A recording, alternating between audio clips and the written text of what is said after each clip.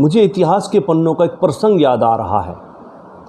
जब east India company विदेश से भारत में मसालों का कारोबार करने के लिए, व्यवसाय करने के लिए आई थी, एक बहाना था उनके पास कि भारत मसालों का देश है, तो हम यहाँ पर मसालों का बिजनेस करना चाहते हैं।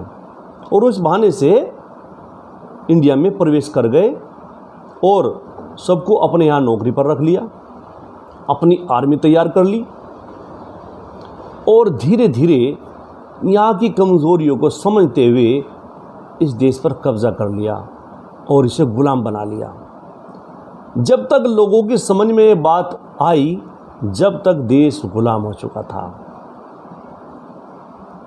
बाद में क्या हुआ, लोग समय पे तो समझे नहीं, बाद में चिल्लाते रहे, अपने प्राणों की आहुति देने का काम हुआ और बहुत सारे आंदोलन हुए और देश की आज़ादी के आंदोलन को ज़्यादा दिन नहीं हुए, उसे भुलाया नहीं जा सकता।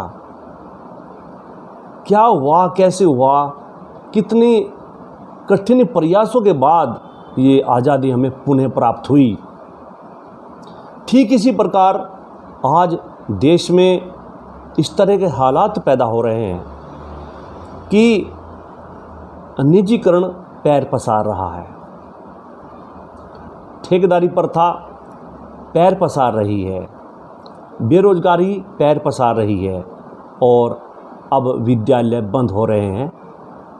इसका मतलब अशिक्षा भी पैर पसारने का काम कर रही है।